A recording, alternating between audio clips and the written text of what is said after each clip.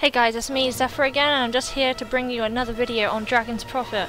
I am actually talking to you from a pre-recorded video. I just thought that, considering with my last video, it was a lot easier to talk over something that was pre-recorded, so a lot of this video source will vary from day to day.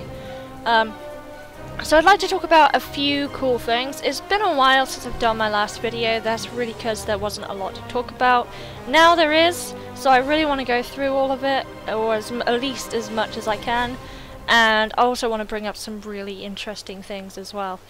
Now the first thing is that we actually received an update a couple of weeks ago, and that really was just like a few fixes and all that. The other thing, we got some new dragons. We got Serpentine Fog, we got Tarnished Reflection, we got Creeping Nightfall, and we also got Endless Sea. And I'm actually going to be opening those dragons up on video, just except for Tarnished Reflection right now. That dragon, well, I'll probably show that off at another time. But yeah, 3 of the 4 dragons that are on the marketplace. Nothing really special about them, they're just recolored dragons. I mean, the only reason why I got them right now is for titles, but even at the moment my quest for titles is quite limited. And I thought I'd better start off by saying this at the beginning of the video rather than the end, just so people are aware. I really want the 4th page of the Dragon Chamber fixed. This has been like this for so long now, and it's so annoying. It's just really annoying now. Yeah, the 4th page just doesn't work, and at the moment I'm just using evolved dragons to use as companions, but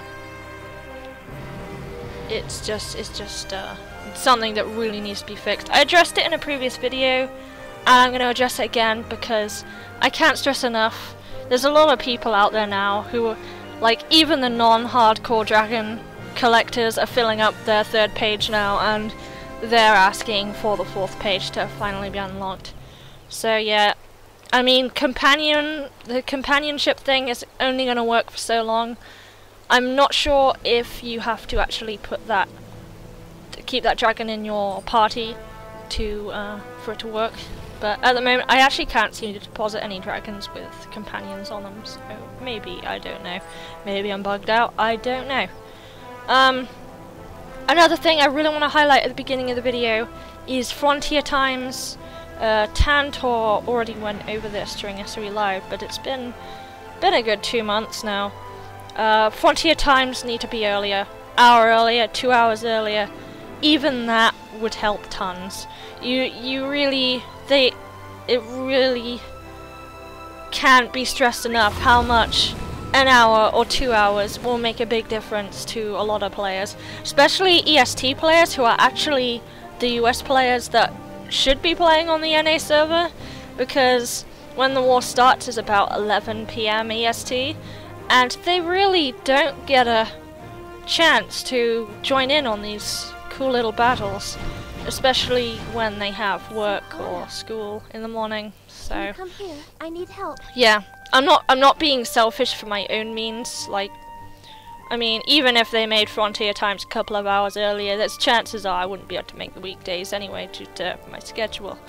But at weekends I would definitely be able to do it. It would be a lot easier, because 4 AM is too late. Far too late. So, dragon eggs have been out a while now, and I want to clarify a few things that I made in my last video. The thing about dragon stats, master stat, the stat you pick, always pick a master stat, because that's gonna be you can't make a very good in strength-based dragon, because if you hatch the dragon, it's still gonna retain its base stats. So basically, if you're gonna hatch a Hydra, hatch Con or Focus or Dragon Affinity, and like for any physical ancient, do Pharaoh or Strength. Personally, I would do Strength because you don't need that much Pharaoh to start critting quite a lot.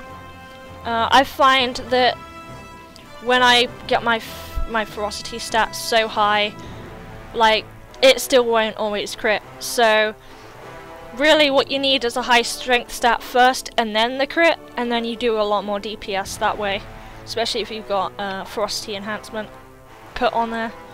They do a lot of damage.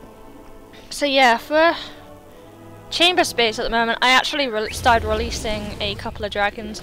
I put them through the latest provisions thing just so I could get the potential provisions from that. But Can you come here? yeah, because I mean, wild dragons, fluted dragons aren't going to be so hard to get now, so I just got rid of some with kind of bad stat rolls. Made sure not to get rid of dragons that I know have skills on them I need to transfer, so I've left those quite alone. But there's only really so much I can do on that before I'm going to run out of space again, so I'm just making the most of it right now. Obviously I don't want to get rid of any marketplace dragons or anything, because that would be absolutely ridiculous. On the concern of marketplace dragons, actually, I would like to get into the problem with them at the moment. Now, when you buy a marketplace dragon, now everyone can see the stat rolls on the dragons they've received, and you can still buy maybe $15, $20. If you're playing on the EU server, you're putting in 20 euros or even more if it was like a SAS dragon pre-order or something like that. And you're still receiving dragons with these really awful stat rolls. And even if you do max it out, get lucky enough to have a marketplace dragon with maxed out stats, it's still not going to be able to compete with egg hatched dragons. So at the moment there's this kind of problem where hatched dragons are always going to be superior to marketplace dragons or any dragon that currently does not appear in Dragon Eggs. I think most wild dragons appear in there now. Most things that can be caught in game are gonna be in Dragon Eggs. No unique things, no special things or anything like that. So either they should introduce an item that allows your marketplace dragon stats to be maxed out, or your regular dragon stats to be maxed out,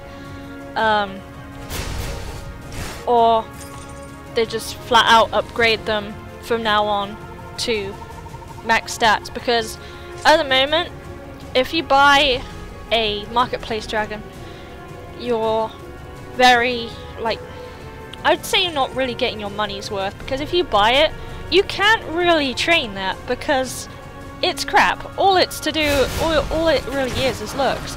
And no matter how many you buy, you'll never get that maxed out stat. Now, while it would make sense for them to pull a move like, oh, you have to keep trying to get the dragon with the highest stat, you can never get a marketplace dragon with the highest stat, ever. So, that in mind, at least you can be glad to say that the marketplace isn't exactly pay to win on the dragon aspect for the dragons available, just really for the reason that statistically they suck. They really suck. And unless you're buying it for the looks, things like Miller Thomas, Pile Daphne, Thorned Autumn looks damn cool, same with Rose, whatever her name is, and Rusted Blade, Psychic Phantasm. Still think War Phantom's a better name for a marketplace dragon like him, but if they want to change it, okay. So yeah, they haven't had any really unique models in a while, aside from bringing back the Fleeting Snow Fluffy Dragon model on Jadeite Elaine, and bringing out for the first time a Liquid Silver model called Venom Samuel, which they recently, I think, renamed to Immortal Lightning in a recent patch. I'm not sure why they changed his name as well. I thought Samuel was kind of a cool name, but yeah. So I've been busy with egg hatching at the moment. Like, my main thing at the moment in game, like, I'm sort of trying to collect dragons now and do as much compendium as I can.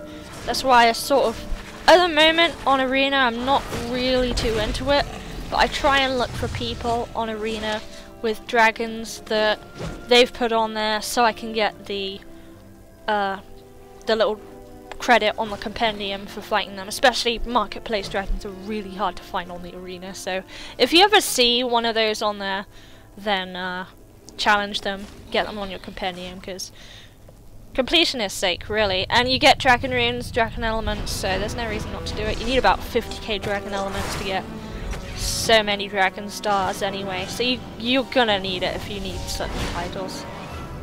So yeah, the big thing for me at the moment is dragon titles. I've been hatching a lot of dragon eggs with dragon titles on them.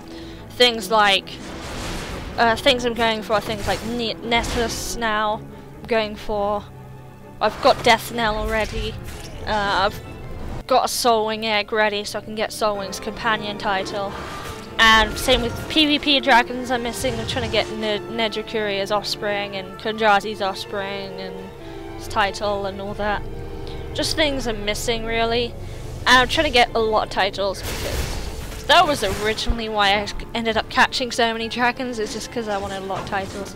And I mean, I hatched a Nightmare for fun. There's no title on him, but who cares? So yeah, bit of title hunting. Kinda wish they had more aside dragon capping in game. It would be a bit more fun, but what can you do? Anyway, let's see what other things we've got to talk about right now. Oh yeah, there's another thing on the compendium. I pointed out quite a while ago, so a couple people might be aware of this. Last page of the Raptor. On the Raptor Compendium, there is a silhouette of the new dragon that was recently released on EU. But anyway, yeah, the new dragon looks a lot like a very short-looking brown-looking raptor on steroids, and he has like these weird purple shards coming out of him. It's really quite strange. They also got a jaguar-looking dragon. He has a little eye patch, reminds me of Raiden, I guess. Not blue though. Would have liked it more if it was blue. But another interesting thing on the compendium that's not the Jaguar dragon is the Zadris dragon. Now, clients are mostly different, but for some reason on our NA compendium we have Zadris on there. I don't know if he's still there, but I'm going to post a screenshot anyway. I think it was on the first page of the Assault Dragons. Now, the clients are supposed to be different. Like, we don't have Zaius' model on here. We don't have Archon Boneheart's model on here. We don't have Magnaron's model on here. Zadris seems to be the only one we have on there. So maybe we're gonna get him at some point in the future, maybe? That would be pretty cool. Either way, I'm not too bothered. I've got plenty of dragons. Really only interested in title if he offers one. So that's really it. So I'd like to go back to the hatching thing again. We got things now like Wild Dragons in eggs, PvP Dragons in eggs, and Treasure Hunt Dragons in eggs. So what exactly makes a dragon rare now? So now that all these eggs are so widely available. Now, if you want an opinion from me, it goes something like this. Dragons these days are a lot easier to get when open beta happened, right? But that doesn't mean to say there still isn't rare dragons out there. What I would like to say is that they're more in tiers now. So you have things like wild dragons like Cobalt, and you have things like Primal Star. Those are the common of the ancient tier. Yeah. Then you have those dragon eggs with dragons in that are completely exclusive to the elite dungeons. And you have things like Balsh. Well, to be fair, Balsh is in every of the elite dungeons as far as I know. But you have the unique ones like Scarlet Flame. You have some even more interesting ones like Liquid Silver and Dragonheart Temple. And you have some even more interesting ones like Calculus, especially Nucleus of Time. So as you're getting the full 10 man if you want a Calculus, which is pretty neat, in my honest opinion. And then from there, the next tier is the PvP Ancients. Now, PvP Ancients used to be rare as hell, but there's a few RNG walls that are broken down, and I think these dragons are worth a lot less than what people say they are these days. Like, for now, I think the prices of them is going to be pretty high, because the demand is there, but I can see them going right down, just really because we've got the flutes from the public events now, that if you get an S, you've got a high chance of getting one, and then from there you've got a 10% chance to get the PvP ancient of your choice in the flute. So if you actively get islands, you're gonna have a 3 chances a day to get a flute. So you can get one in a week quite easily. Might not necessarily be the one you want on the first chance you do it, but it's definitely there. Then we also had the fact that we have the dragon eggs now, and dragon eggs can also come from these events, as far as I know. So there's another chance to get a PvP ancient right there. And not only that, its stats will be maxed out if you hatch it correctly from an egg. So you can do some really good things. And then the final tier for dragons is going to be the treasure hunt ancient, just mainly because encrypted chests are quite difficult to find. Sometimes I've found maybe 1 a day, or anything from about 5 a day. It really depends, especially if you weren't relying on that bug that was on the pirates, especially now. They've made the spawns a lot rarer on the chests. But one interesting thing about the encrypted chests is not all of them seem to spawn from sparkling mobs, so just bear that in mind when you're looking for them. One thing I used to do was kill a lot of glowing mobs over and over and hope one spawned, but that never happened. I know it's worked for some people. There was one in near Bloodstone Stronghold that definitely did drop one, so that definitely still does happen. But I think other triggers can include just killing mobs in the vicinity and just waiting. I think each chest has its own random trigger on it. So one might be from sparkling mobs, the other one in the same zone might be triggered from regular mobs, and then you got the last one that just spawns whenever the hell it feels like. So that's my stance on rarity of dragons at the moment. I think treasure hunt dragons in-game are the most valuable, but the most valuable dragons are probably going to be the SC ones right now, just because you need money to buy them or a lot of in-game gold to get them. So that's my stance. I think the price, especially on PvP ancients, is going to go down, and I think treasure hunt dragons are going to be the ones that are going to be the hardest to get. Does kind of bum out your need of getting the Recycler achievement though, so that's still something I want to get. I just wish the RNG wall between getting pieces for these treasure hunt things was lowered a bit more than it is right now, but I'm not going to argue with it too much at the moment. They've made some changes to make it a lot easier than it was, so I am appreciative for that and quite happy about that. There is a new zone coming out soon. We're getting Thadria. Thadria is a pretty cool looking region. It's got like pagodas apparently, and Blau actually linked me a picture of the map, so I've got a picture of the map there. And yeah, looking forward to the new zone soon. There have been some bosses. I've watched a few videos of the new bosses coming up. The dungeon does include platforming, so you do need to take kind of people with an IQ higher than at least 50 in there, so just bear that in mind when you go in there, and just remember that teamwork brings you quite far in a dungeon, so just work together well, and that'll be cool. Okay, so I think that's it for today. I will probably cover some more stuff later on. There's definitely more I want to go over, but today I just thought I'd quickly highlight things that I thought was important to talk about. And, well, 20 minutes. Okay, so I'll save this for next time. This has been Zephyr. I hope you have a good day.